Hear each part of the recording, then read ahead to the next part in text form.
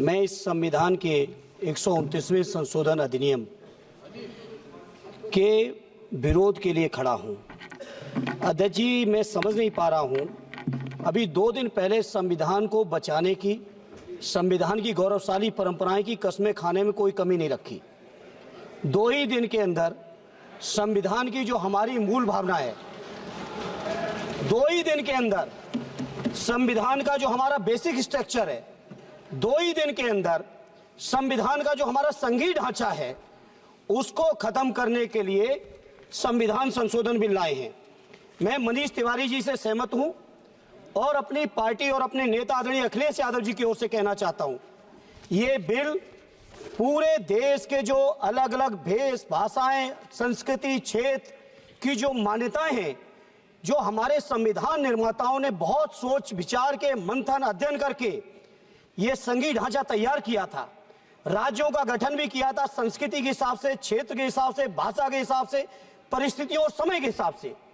मैं नहीं समझता अध्यक्ष जी, मुझे कहने में कोई संकोच नहीं, उस समय के हमारे संविधान निर्माताओं से विद्वान, बाबा साहब भीमराव अंबेडकर से ज्यादा विद्वान इस सदन में अभी कोई नहीं बैठा, मुझे कहने में संकोच नहीं है। और ये संविधान की मूल भावना को खत्म करके कैसे तानाशाही के रास्ते निकाले जाएं, इसके अलावा कोई काम ही नहीं बचा है। आखिर मनीष तिवारी जी ने कहा, कहीं एक विधानसभा के चुनाव अगर कोई अविश्वास आता है, अगर बहुमत नहीं मिलता है, तो क्या पूरे देश का चुनाव कराओगे?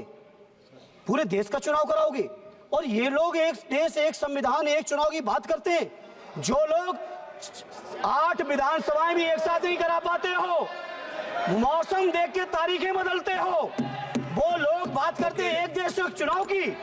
इसलिए अध्यक्ष जी, मैं अपनी पार्टी की ओर से, अपने नेता आदरणीय अखिलेश यादव जी की ओर से इस बिल का पुरजोर विरोध करता हूं और आपके माध्यम से देश के जनमानस से कहना चाहता हूं, ये भारतीय जनता पार्टी के लोग तानाशाही लाने के नित नए रास्ते लाते हैं।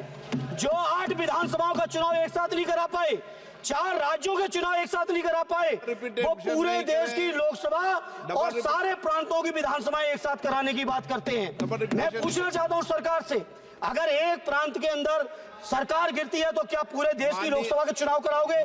क्या अगर लोकसभा के चुनाव के चक्कर में उस प्रांत के लोग क्यों सफर करेंगे? अरे चर्चा कर लेना, अरे कुछ नहीं बचा है, कुछ नहीं बचा है आपके पास। अध्यक्ष जी, सदन को थोड़ा सा सिस्टम में लाएं।